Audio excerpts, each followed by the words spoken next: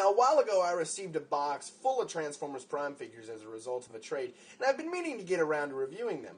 However, I wasn't sure which one I would start with, and then today it hit me, I guess I should start with the worst one. Now, this figure has been so widely hated. It's kind of amazing. I encourage you to go look at TJ Omega's The Plastic Addict. He did a brief, really well put together video on the figure I'm reviewing today.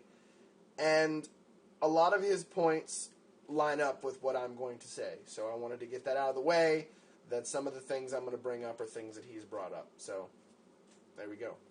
I've had the Legend class. This is Transformers Prime Arachnid. I've had the Legends class. I actually got rid of it. So we'll see how the Deluxe compares to the Legend class. I'm told that it's a very disappointing comparison. So, let's take a look. Yay.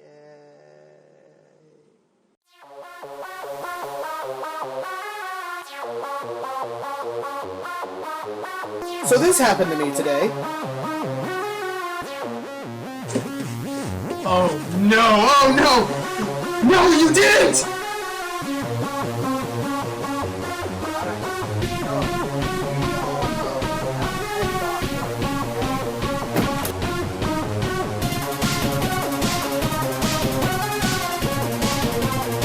The kitty tastes as if it's been sitting alone in a bucket for a while. So today we're taking a look at Transformers Prime Deluxe Class Arachnid. Definitely the most infamous figure from the Transformers Prime line, and maybe the most infamous figure of the last decade. This thing has had so many people dog on it, and I'm not here to dog on it. I'm here to figure out what went wrong. So, we'll start out in vehicle mode, and it's not bad. It's a black kind of stealth helicopter. Now, a lot of people complain about these big purple spider legs up here. And although they're not as big of a problem because I know she's a Transformer, it would be kind of cool because of the way they transform. It would be kind of neat if you could flip them around and the top side would kind of look like helicopter blades and the bottom side would have the spider arm stuff on it. So it feels like they kind of cheaped out and just took the spider arm option, but it would be neat. You'll see later on how she transforms if these could rotate and turn around. And well, they do rotate, but it would be neat if they could turn around anyway and utilize that transformation step to still, you know, look like blades on the top, but on the bottom have the spider arm decals. So and I'll explain that a little bit more later. But she's all black. She's an all-black stealth helicopter. You can see her feet out here, which are very small. You'll be able to tell. And, you know, she's just all black with some very smooth lines, just like the show. Her cockpit is this translucent purple, and it does open up. It opens up for a transformation step. But another thing that we'll talk about later that's unnecessary is this pilot's chair. I don't understand why that was necessary. I don't ever imagine a reality where somebody was like, hey, it's a good idea to put a pilot's chair in Arachnid. Especially with what you see later on, what it does to her. It just makes no sense. But the cockpit is this translucent purple with a really cool spider webbing detail there. She does have a little embossed Decepticon logo here on the tip of her helicopter nose. And the blades obviously do spin pretty freely. So her helicopter mode is nice. I'm not going to lie. It looks like the show. Obviously, it has to make some sacrifices due to the fact that it's a Transformer. I think these sacrifices could have been tackled a little bit differently. Like, the main problem with this is the blades. But, you know, for what it is, it's not 100% awful. But, you know, it's not great. There are definitely some problems that could have been, you know, could have been fixed. So she comes with these two little things. I don't know how to describe these other than space ping pong paddles. I don't know. They're really weird.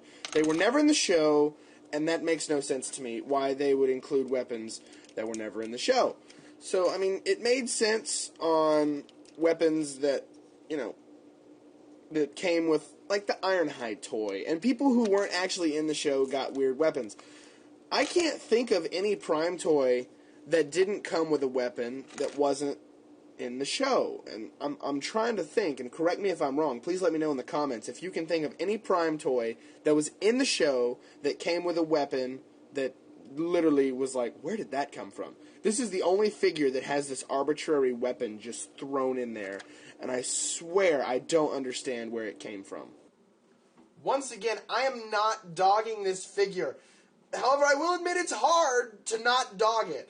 I'm just bringing up some points that I think are valid and need to be said. Points that need to be questioned, because to be honest, this thing has baffled me, and we're not even 5 minutes in. So now onto her transformation, and it's ridiculously simple for what she is. What you want to do first is you want to open up the cockpit here, and if you can get the arms out of the way, you want to flip the nose cone up, around, and into the cockpit. And close that bad boy up. Then you want to definitely almost destroy her by pulling these arms out to the side. The joints they're on are so tight, it frightens me as to how difficult it is to get her arms down and out of this position, even though they're on ball joints. So the odds are you're going to pop her shoulder off before you even can get some good leverage on that joint to move it down. See, that one went, but this one doesn't like to. You really have to find the perfect spot to get in there to pull her arms out to the side. The joint is just way too tight. So then you want to flip her hands out. You kind of move this forward and flip her hands out. Then you want to unpeg, back here, you want to unpeg this back part of the helicopter. And then the whole torso, actually no, wait a minute. The whole backpack slides down and clicks into place as her head gets revealed, which is kind of nice that her head's tucked down in there. And it definitely helps elongate her and make her taller. So that's a nice step there. You want to split her legs, and then finally, I'll show you how the spider legs transform. So this one actually flips 100% around, and then these rotate too. So you can bend them like this a little bit, and then these rotate up, and actually this, see the fin sticking up off the cockpit? This leans forward and kind of friction sticks on there to hold her spider legs where they should be. Then to make the rest of them, actually, you split this little tail piece, and you can rotate them out to the side to give her some more leggy-looking appearances. But yeah, she's really tall. Her backpack is the majority of the figure, and I'm gonna have to pan up. But, okay, so now in robot mode, you're going to notice this is a big problem. The fact that she does not want to stand up. So you really have to finagle with her and make sure she stands. And there you go. There's Airachnid in robot mode. So now that we're in robot mode, you can take a good look at her. Oh, God. Ugh! I don't understand. When we were talking about the vehicle mode, it was okay. I mean, it was a mediocre vehicle mode, but it was okay. I don't understand how we've gone from a decent vehicle mode to this hideous robot mode. It's like the designers pulled some awful miracle. Sorry. So her articulation, she has a ball joint at the shoulder, so she gets some movement. She has a double hinged elbow, so she gets some movement there, and her hands on a little swivel. She gets nothing at the waist, but she has very limited leg movement due to the way all these panels are just there. Like, you can't really do anything with her leg. And she does get a full knee bend, But when you can't move her hips, why does a knee bend even matter? And the legs have come loose again. So, she's standing better than she has been in the past, which is good. She usually likes to fall over. But I will say, if you position her right, she will stand. But there's so much wrong here. I just cannot fathom a reality when people would pass this across the design desk and say, oh, that's good. It's not. It's got so many problems. I don't understand how this made it through production. It just has so many glaring issues. The feet are too small. The backpack's too heavy. It wants to pull it over. Her head is on an awful ball joint connected to a seat that shouldn't even be there. Her arms are lazily done. I just don't understand it. I mean, goodness gracious, this thing makes me miss the Legends class. This $15 figure makes me miss the $5 version that you get your friend that you don't really like for his birthday. I don't get it. How did this thing with the budget it had fail so hard? I don't understand. I got it as a desperate thing I needed for my shelf, obviously. I've got Transformers Prime as a collection, so I needed this figure. I knew it was bad, but it's still, I cannot fathom it. Once I got it in my hand, I still don't understand how bad it is. I knew 100% that it was going to be a turd. Absolutely knew it.